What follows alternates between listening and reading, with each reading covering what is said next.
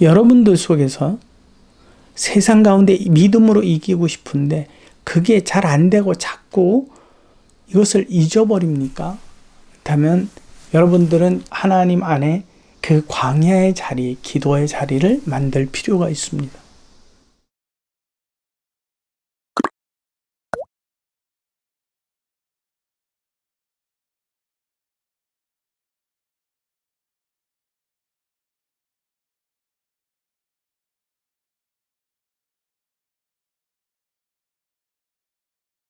예, 안녕하십니까. 여기는 들풀 북수 출판사에서 진행하는 성경 공부 시간입니다. 오늘은 기도의 장소라는 내용을 가지고 나누려고 합니다. 우리 마가복음 1장 35절을 먼저 읽도록 하겠습니다. 새벽 아직도 밝기 전에 예수께서 일어나 나가 한적한 곳으로 가사 거기서 기도하시더니 라고 기록이 되어 있습니다.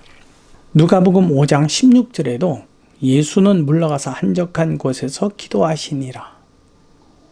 물러가서 한적한 곳에서 기도하시니라. 마가복음에서는 새벽 아직 밝기 전에 예수께서 일어나 한적한 곳으로 가사 거기서 기도하시더니 라고 기록이 되어 있습니다. 근데 NIV라는 그 영어 성경에는 이것이 어떻게 기록이 되어 있느냐 하면 이른 새벽 아직 어두울 때에 예수께서 기도하시기 위해 그 내용을 제가 좀 풀어놨습니다. 일어나서 아침 일찍 집을 떠나셔서 한적한 곳으로 가셨다라고 기록이 되어 있습니다. 예수께서는 기도하시기 위하여서 아주 새벽 일찍 아직 어두울 때 일어나셔서 집을 떠나셨습니다. 그리고 그 한적한 곳으로 들어가셨습니다. 우리에게 있어서 그 한적한 곳이라고 하는 것은 어떠한 겁니까? 좀 소란스럽지 않고 조용한 어떠한 공간, 그죠? 이 정도의 의미일 수 있습니다.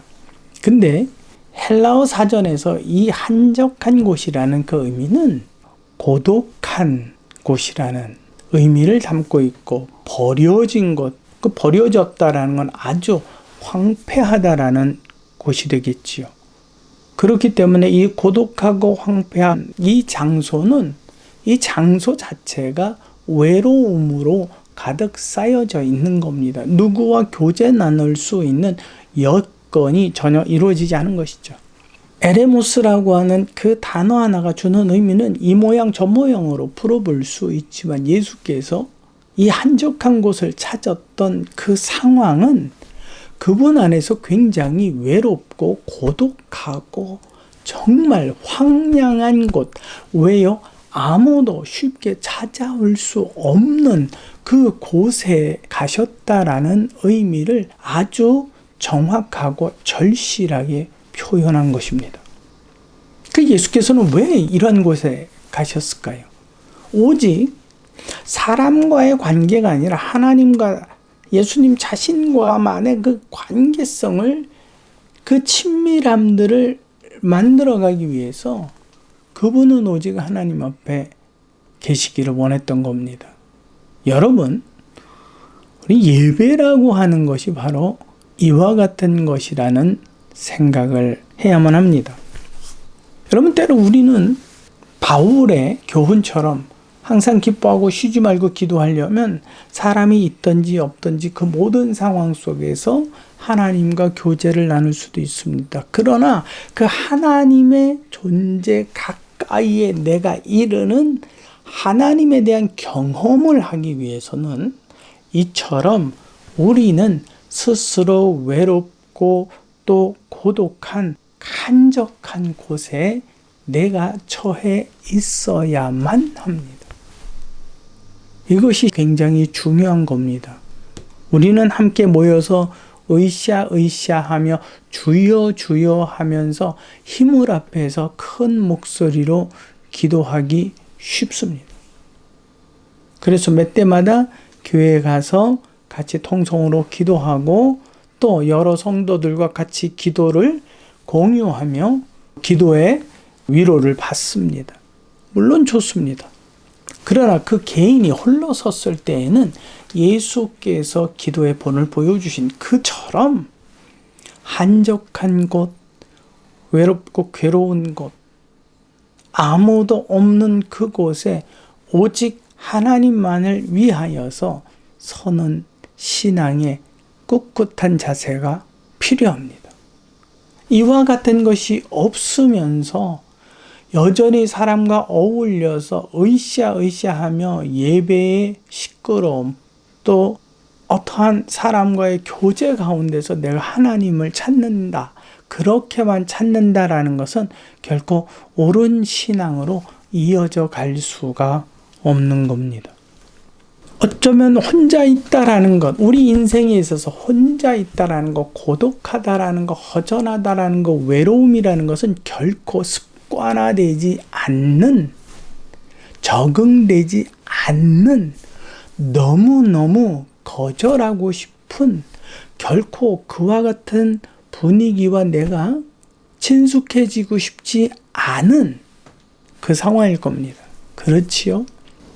그러함에도 예수께서는 오직 하나님 앞에서만 그분과의 깊은 교제감을 나누기 위하여 스스로 해가 뜨기도 전 이른 아침 새벽에 자신의 발걸음을 푸근하고 따뜻하고 안정감 있는 집의 그늘에서부터 어디로요?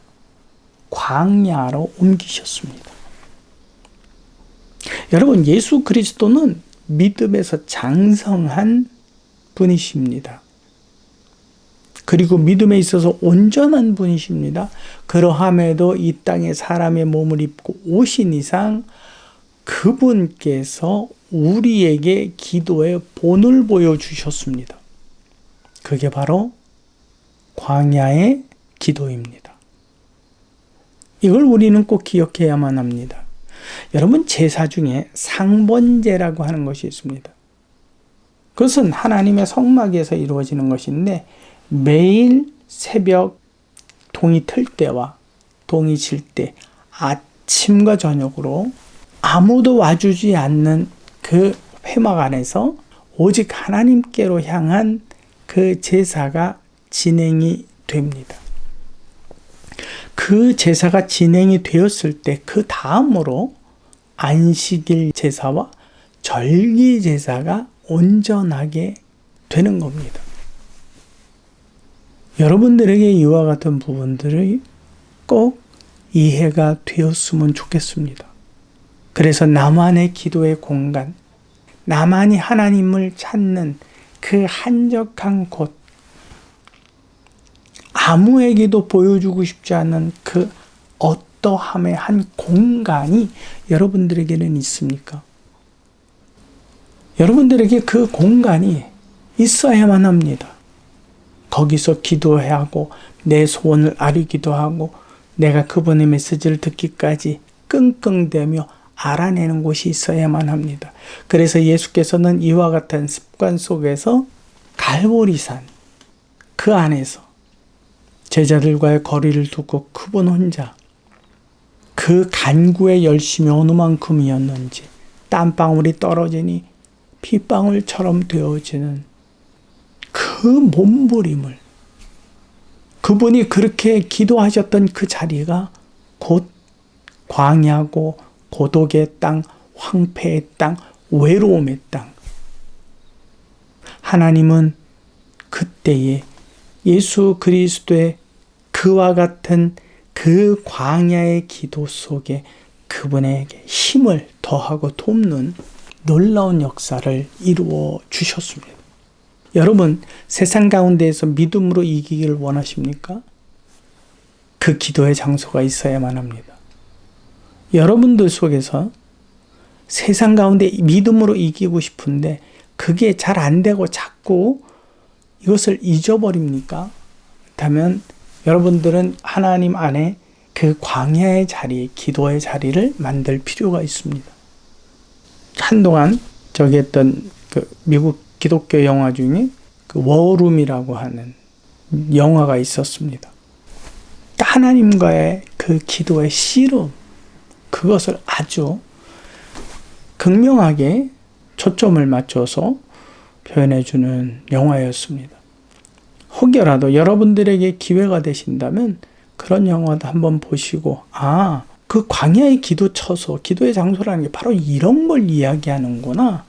여러분들 안에 그 기도의 장소 속에서 세상을 이기는 믿음, 세상이 감당하지 못하고 하나님이 감당할 수밖에 없는 믿음의 장성한 여러분들이 되셔서 주여 하고 여러분들의 그 기도에 하나님께서 그래 내가 여기 있다. 내가 들을 터이니 기도하라 라는 그분과의 깊은 교제감들이 여러분들에게 경험되어지고 여러분이 그 안에서 참 예배자가 되시기를 진심으로 소망합니다. 여기는 들풀북스 출판사에서 진행하는 DPBS 성경공부, 오늘의 주제는 기도의 장소 광야였습니다. 수고하셨습니다.